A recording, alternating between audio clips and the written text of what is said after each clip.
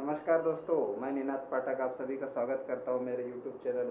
Top financial mistakes mission financial literacy में। दोस्तों, जैसा कि मेरे पिछले एपिसोड में या पिछले जो 13 एपिसोड मैंने बनाए थे उसमें मैंने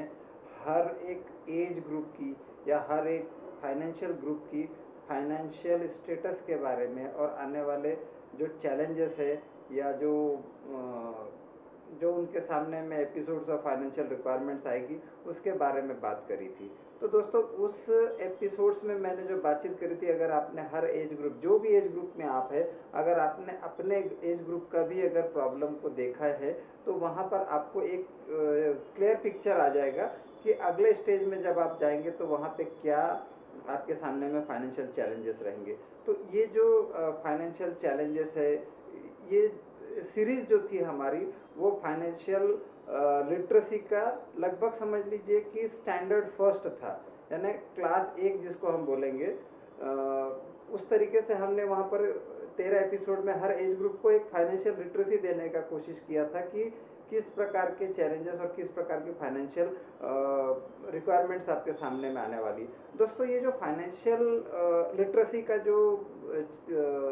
पूरा का पूरा सिलेबस है वो इतना आसान नहीं होता है। तो जिस तरीके से हमने अभी तक के 13 एपिसोड में ये समझने का कोशिश किया था, जिसको हम स्टैंडर्ड 1 का सिलेबस मैं बोल रहा हूँ, तो स्टैंडर्ड 2 में के बारे में हम मतलब आज से हम स्टैंडर्ड 2 के बारे में बातचीत करना चालू करेंगे। तो दोस्तों, यहाँ पर से हमारा जो एक मिशन फाइनेंशियल लिटरेसी वो तो रहेगा, लेकिन हम इसको साथ में एक चीज़ ऐड करेंगे कि म्यूचुअल फंड ही सही है। आपने ऐड बहुत सुनी होगी, म्यूचुअल फंड सही है कि, लेकिन मैं यहाँ पर एक ऐड करना चाहता हूँ कि म्यूचुअल फंड ही सही है। ही इसीलिए लगा रहा हूँ मैं क्योंकि हमारे लिए एक चीज़ समझना बहुत ज़रूरी है कि जिस प्रकार से इंडियन स्टॉक मार्केट के बारे में मैं बात करूंगा, तो पहले मैं ये बताना चाहूँगा दोस्तों कि स्टॉक मार्केट के बारे में बताऊं और आप एक धारणा पकड़े कि मैं किसी प्रकार का प्रोडक्ट बेचने वाला हूं या किसी प्रकार के कोई फंड हाउस का रिप्रेजेंटेटिव हूं जो कोई एक प्रोडक्ट बेचना चाहता है। तो दोस्तों, मैं यहाँ पे क्लियरली आपको बता दूं, एक डिस्क्लेमर दे दूं, एक घोषणा कर दूं मैं कि मेरा किसी भी प्रकार के कोई फंड हाउस से कोई लेना देना नहीं है। मैं क्लियरली सिर्फ लोगों को इस चीज़ के बारे में जानकारी देने का प्रयास करता हूँ या करना चाहता हूँ कि लोग अपनी आर्थिक स्थिति के बारे में समझे, आने वाले आर्थिक चैलेंजेस के बारे में समझे और जिस प्रकार के परिस्थितियों से एक पीढ़ी पीछे गुजरी है, वो पीढ़ी जो आगे आने वाली है वो उन चीज़ों को या उन गलतियों को ना करे, जिसके लिए हमारे को एक सिस्टमेटिक तरीके से आगे बढ़ना चाहिए। दोस्तों, मैं चाहता हूँ कि गवर्नमेंट भी या एजुकेशन सिस्टम भी एक फाइनेंशियल लिटरेसी को लेकर के एक सिलेबस बताए। मैं नहीं जानता कि मैं ये जो सिलेबस आपको बता रहा हूँ ये एकदम परफेक्ट है, लेकिन कम से कम मैंने शुरुआत करी है। मैं लोगों को फाइनेंशियल लिटरेट करना चाहता हूँ और उस लिटरेसी में मेरा जो पर्पज़ है वो ये है कि हम एक फाइनेंशियल फ्रीडम की डायरेक्शन में काम करें, आर्थिक स्वतंत्रता। क्योंकि देखिए, हर किसी को सवेरे उठ करके ड्यूटी जाना है। ये जो जिस प्रकार के रोज कुआं खोदो पानी पियो वाली जो स्कीमें बहुत लोगों के साथ में होती है, वो कुआं हम कब तक खोदेंगे और कब तक उसमें से रोज का पानी निकलेगा, इस प्रकार की जो जिंदगी है उस जिंदगी को मैं फाइनेंशियल लिटरेसी के मामले में बहुत ही इलिटरेट तरीके से मानता हूँ। चाहे हम कितने भी पढ़े लिखे हो जाएं, लेकिन अगर हमारे को हमारे फाइनेंस के स्टेटस के बारे में या फाइनेंशियल चैलेंजेस के बारे में नॉलेज नहीं है, तो हमारी ये लिटरेसी वैसी ही है जैसी कि कहीं कर की भी एक भीड़ है। जैसा मैंने पहले भी कुछ एपिसोड में ये बोला था कि दीवार पिक्चर में जिस प्रकार से नो वैकेंसीज के बोर्ड देखते हुए शशि कपूर घूमते रहते हैं, कमोबेश ऐसे ही हालात अभी भी है। पिक्चरों में दिखाते हैं, नहीं दिखाते मेरा लेना देना नहीं है, लेकिन कहीं हद तक के जो लोग बात करते हैं कि बेरोजगारी इतनी बढ़ गई है, ये है वो है, तो ये कहीं हद तक के हमारे को ये बताता है कि हम पढ़ लिख जरूर गए हैं, लेकिन फाइनेंशियल चैलेंजेस हमारे सामने में हैं। मेरे को एक बहुत पहले का किस्सा याद आता है कि मैं बम्बई गया था, तो वहाँ पर मैंने एक दादर की भीड़ देखा था। तो दादर रेलवे स्टेशन में शाम को 6 बजे के करीब अगर आप किसी भी स्टेशन से अगर गुजरते हैं तो वहाँ पर ज़मीन दिखती ही नहीं है, सिर्फ सिर ही सिर नज़र आते हैं। तो ये जो एक सीन है, हम कहाँ भाग रहे हैं, इतना नॉलेज, इतना पढ़ाई, इतना एजुकेशन, इतनी लिटरेसी लेकर के हमारी लाइफ में तो कोई चेंजेस आया नहीं है। वो चेंजेस कब आएगा अगर हम शुरुआत ही नहीं करेंगे। चलिए ठीक है, मैं ये बोलता हूँ कि अगर फाइनेंशियल लिटरेसी का चैलेंज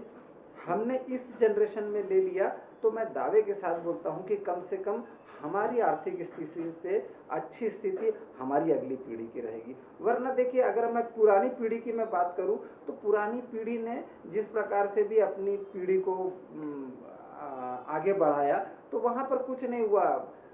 60 साल के रिटायरमेंट के बाद उन्होंने बोल दिया कि भैया हमने तुम्हारे को जो दिया है वो एक संस्कार दिए हैं, एक एजुकेशन दिया है, हमारे बस में इतना ही था, हम यही दे सकते थे, और इसके बाद में तुम्हीं को नौकरी करनी है, और नौकरी करने के बाद में अपने परिवार का और अपने बच्चों का, और हो सके तो माँ बाप अगर हैं और जो बाकी की जवाबदारियां हैं उसके ऊपर का सारा खर्चा आपको ढोना है। तो ये जो एक financial liability transforming generation by generation हो रही है, ये कहीं हद तक के एक मोनोटोनस टाइप का साइकिल है जिसको कि हमारे को ब्रेक करना या चेंज करना जरूरी है। तो मेरा जो एक फाइनेंशियल लिटरेसी को लेकर के बात होता है वो उसी सब्जेक्ट के ऊपर में है कि हम कब तक इस प्रकार की जो एक पीढ़ी दर पीढ़ी चली आ रही है परंपरा, उसको न बदले। तो उसके लिए देखिए, मेरा बोलने का मतलब ये बिल्कुल भी नहीं है कि आप लोग ठीक है कि चले जाइए सीधा म्यूचुअल फंड की जगह डीमैट खोल करके शेयर मार्केट में, तो ये मेरा बिल्कुल मतलब नहीं है। आप अपनी लाइफ जिस प्रकार से भी जी रहे हैं वही चलने दीजिए। लेकिन अगर मान लीजिए किसी की तनख्वाह 100 रुपये है और उसका अगर महीना 98 रुपये में अगर चल जाता है, एक उदाहरण की बात कर रहा हूँ मैं, तो वो जो ₹2 बचे हैं उसको अगर हम किसी को दान करके या किसी गरीब को दे करके, जिस प्रकार से हम सोचते हैं कि हम कुछ करें हैं, वो तरीके से अगर ₹2 अगर हमने उठा करके अगर म्यूचुअल फंड को दे दिया, तो भी से वो ₹2 आगे जाकर के हमारे लिए क्या रोल प्ले करेगा, वो ओवर अ पीरियड आपको दिखेगा। तो दोस्तों, मैं ये क्लियरली आपको बता रहा हूँ कि ये पहला एपिसोड और आखिरी एपिसोड नहीं है म्यूचुअल फंड के बारे में जानकारी देने के लिए। मैं आपको बताता हूँ कि म्यूचुअल फंड ही सही है, इसके लिए भी मैं अनेक एपिसोड आपके साथ में शेयर करूंगा, और मैं पॉइंट बाय पॉइंट यहाँ पर आपको समझाऊंगा कि आखिर म्यूचुअल फंड ही क्यों लेना चाहिए। और देखिए दोस्तों, इंडिया का जो इक्विटी मार्केट है वो 275 लाख करोड़ का है।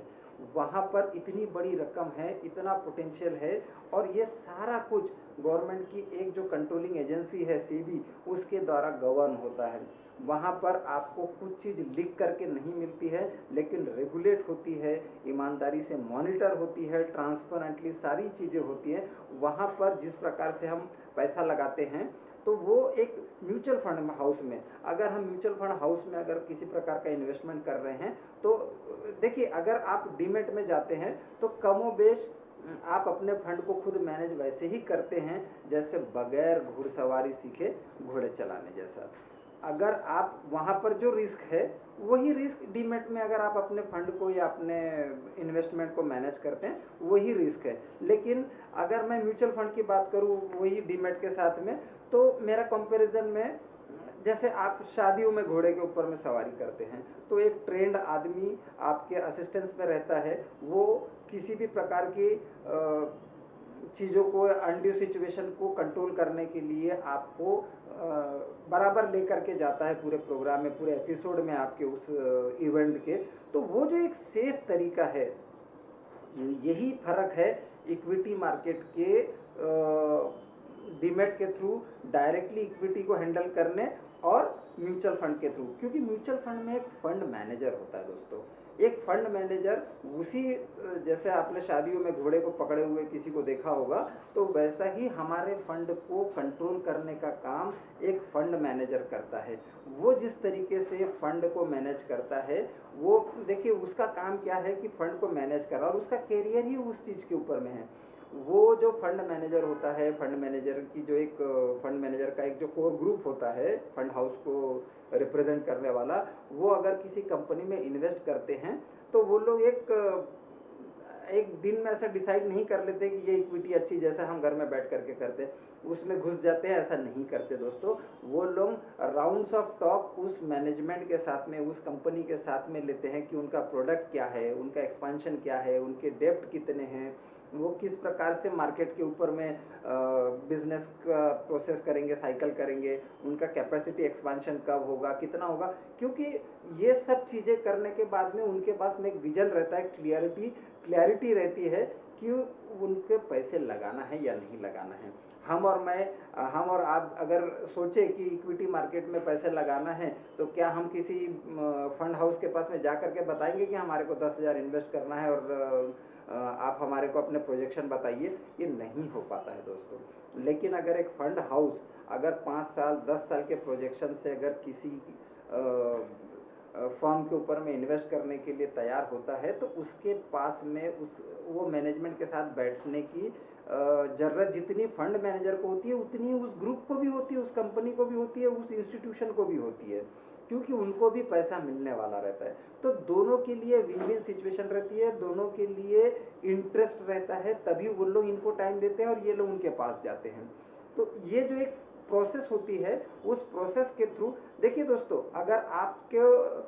रकम डबल करनी है, मान लीजिए बैंक में रकम अगर डबल करनी है, तो पहले दिन ही आपको 5 लाख या 10 लाख पहले दिन देना पड़ेगा, और वो एक दिन लिख करके देगा कि भैया इतने दिनों बाद आप आइए, आपकी रकम डबल हो जाएगी। तो पहले दिन उसके लिए उतनी बड़ी रकम होना भी तो चाहिए ना हर किसी के पास में। लेकिन पैसे तो सबको डबल करना है, और डबल करने में कोई बुराई भी नहीं है, और मैं जिस तरीके की बात कर रहा हूँ उसमें डबल होने की गारंटी भी रहती है। पुराना इतिहास है, सारे कंपनियों को जिस प्रकार के म्यूचुअल फंड हाउसेस का डिक्लेरेशन है, बहुत से फंड हाउसेस ने रकम डबल करके दी है, किसी ने 8 साल में, किसी ने 5 साल में, तो वेरे अलग अलग है। तो उस बारे में आप अपने जो भी एडवाइज़र है उससे आप चर्चा करें। लेकिन ये मान करके चलिए कि अगर आपने आज अगर 2000 की कोई SIP चालू करी है, और मान लीजिए 10 साल तक अगर आप चलते हैं, तो जिस दिन 10 साल बाद में ये पहली SIP डबल होती है, उसी दिन आपकी आखिरी भी डबल होती है। तो 2000 की रकम को अगर आखिरी दिन 10 साल बाद में डबल करना है, तो वो 2-2 हज़ार रुपये हर महीने डालना आसान है, या 5 लाख रुपए या 10 लाख रुपए पहले दिन डाल करके 8 साल इंतजार करना आसान है। अगर हर किसी के पास में 5 लाख 10 लाख रुपए रहेंगे, तो वो इस प्रकार की पूरी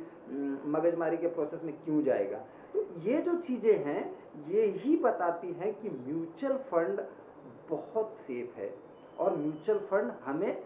क्यों सही लगता है। तो ये जो चीज़ है, ये बहुत सारी चीज़ें हैं जिसके बारे में हम बात करेंगे। तो दोस्तों आज इतना ही मैं बताना चाहूँगा कि हमारे को म्यूचुअल फंड सही है ये मान करके चलना है, सही ही है ये मान करके चलना है, और हमारी इन्वेस्टमेंट की जर्नी को चालू करना है, जिससे कि हम एक ओवर अ पीरियड अपने फंड को डबल कर सके, या जितना भी हम चाहते हैं। तो उस प्रकार के ऊपर में हम बात करेंगे आगे आने वाले एपिसोड में। आज का एपिसोड हम यही ख़त्म करते हैं दोस्तों। जाने से पहले मैं आप लोगों को चाहूँगा कि आप हमारे चैनल को लाइक करें, शेयर करें और सब्सक्राइब करें। थैंक यू दोस्तों।